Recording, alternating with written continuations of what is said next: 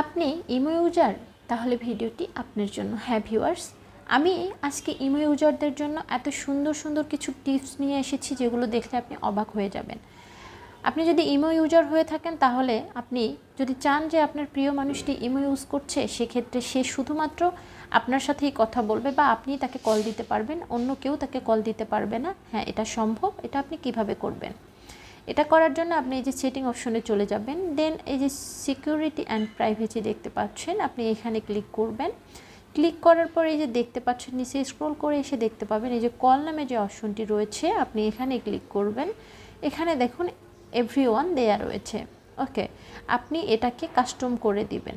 Custom করে দেওয়ার পর আপনি এখানে শুধুমাত্র যদি আপনার প্রিয় মানুষটির ফোন হয়, তাহলে অবশ্যই আপনি যদি চান যে শুধুমাত্র সে আপনার সাথেই কথা বলবে বা আপনার কলটি তার ফোনে আসবে, তাহলে আপনি এভাবে শুধুমাত্র তাকে সিলেক্ট করে দিবেন, দিয়ে ওকে করে দিবেন। তাহলে শুধুমাত্র তাকেই আপনি কল দিতে পারবেন, আর অন্য কেউ তাকে কল দিতে পারবে না। ওকে, এখন আমি এখান থেকে ব্যাক করছি।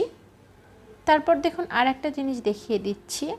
এই যে আপনি ধরুন আপনার ইমোতে আপনি কতক্ষণ পর্যন্ত থাকবেন এবং কখন এসেছেন এবং কখন বের হয়ে গেছেন, আপনি চাচ্ছেন না আপনার বিপরীত জনের যে মানুষগুলো রয়েছে সেটা দেখতে পাক। সেক্ষেত্রে আপনি কি করবেন?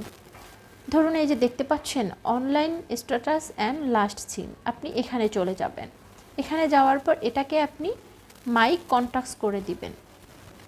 মাই কন্ট্যাক্টস যদি করেন, তাহলে দেখা যাবে শুধুমাত্র আপনার কন্ট্যাক্টে যারা রয়েছে তারা দেখতে পাবে যে আপনি অনলাইনে রয়েছেন। এই যে দেখতে পাচ্ছেন অনলাইন দেখাচ্ছে। আপনার যদি এটা এভরিওয়ান দেওয়া থাকে, তাহলে আপনি অনলাইনে আসলেই আপনার যারা কন্ট্যাক্টসে রয়েছে বা কন্ট্যাক্টসের বাহিরে, তার এভরিওয়ান মানে সকলেই যারা ইমো ইউজার, তারা কিন্তু আপনার অ্যাকাউন্টে ঢুকলেই দেখতে পাবে আপনি অনলাইনে রয়েছেন। যদি মাই কন্ট্যাক্টস দিয়ে রাখেন, তাহলে শুধুমাত্র আপনার মাই কন্ট্যাক্ট মানে আপনার কন্ট্যাক্ট লিস্টে যারা রয়েছেন তারাই দেখতে পাবেন আপনি অনলাইনে রয়েছেন। আর যদি কাস্টম করে রাখেন, কাস্টমে আপনি যে কোনো পার্সনকে সিলেক্ট করে শুধুমাত্র তারাই দেখতে পাবে যে আপনি অনলাইনে রয়েছেন। আর যদি নোবডি করে দেন, তাহলে কিন্তু আপনাকে কখনোই তারা অনলাইন দেখবে না। শুধুমাত্র যখন আপনাকে কল দিবে তখন হয়তো অ্যাক্টিভ দেখাবে, কিন্তু আপনাকে কখনোই তারা অনলাইনে দেখবে না। এটা কিন্তু খুব সুন্দর একটা টিপস, আপনারা এটা জেনে রাখবেন।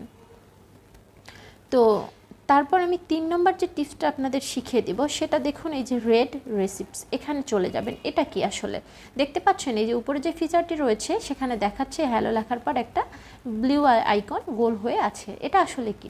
আমরা যখন ইমোতে কাউকে মেসেজ করি, তখন কিন্তু যখন সে মেসেজটা সিন করে, তখন এরকম একটি গোল চিহ্ন ওঠে। আপনি ধরুন এমন একটা ব্যস্ত সময় যখন আপনি তার মেসেজটা এরকম করে সিন করেছেন, তার কাছে কিন্তু এরকম নোটিফিকেশন চলে যাবে যে আপনি মেসেজটা সিন করেছেন, কিন্তু আপনি এতটাই ব্যস্ত যে তাকে রিপ্লাই দিতে পারছেন না। সেক্ষেত্রে সে হয়তো মনে করতে পারে আপনি তাকে ইগনোর করছেন বা আপনি কেন তাকে মেসেজের রিপ্লাই দিচ্ছেন না। কিন্তু আপনি যদি এটাকে নোবডি করে রাখেন, তাহলে কিন্তু আপনি যখন মেসেজটা সিন করবেন, সে কিন্তু বুঝতেই পারবে না যে আপনি আসলে মেসেজটা সিন করেছেন, যতক্ষণ না পর্যন্ত তাকে আপনি রিপ্লাই দিচ্ছেন যে আপনি রিপ্লাই দিয়েছেন, হ্যাঁ আপনি মেসেজটা দেখেছেন, ততক্ষণ সে বুঝতে পারবে না আপনি তার মেসেজটা সিন করেছেন। এটা কিন্তু খুব গুরুত্বপূর্ণ একটা জিনিস, সেটা চাইলে আপনি নোবডি করে রাখতে পারেন। ওকে, এখন আপনি এখান থেকে ব্যাক করবেন।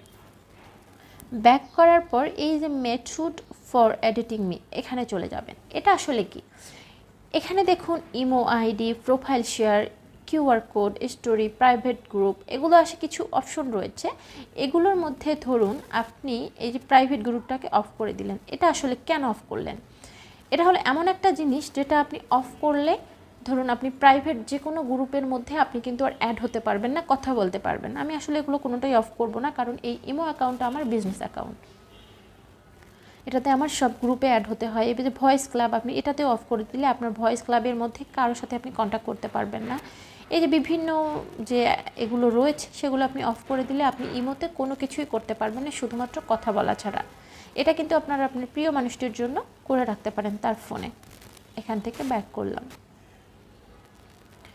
ওকে, তো এই অবস্থা, আপনি এগুলো করে রাখতে পারেন। এই যে একটা জিনিস আমি দেখাচ্ছি, এখানে এসে যে চ্যাট অ্যান্ড কল প্রাইভেসি, এখানে এসে চ্যাট প্রাইভেসিতে চলে যাবেন, ইনেবল করবেন। ইনেবল করার পর আপনি যার সাথে প্রাইভেটে চ্যাট করতে চান, তাকে এভাবে ধরুন সিলেক্ট করবেন, করে এখানে টিক মার্কে ক্লিক করলে কিন্তু আপনি প্রাইভেটলি তার সাথে চ্যাট করতে পারেন। হ্যাঁ, এরকম করে কিন্তু চ্যাট করতে পারেন।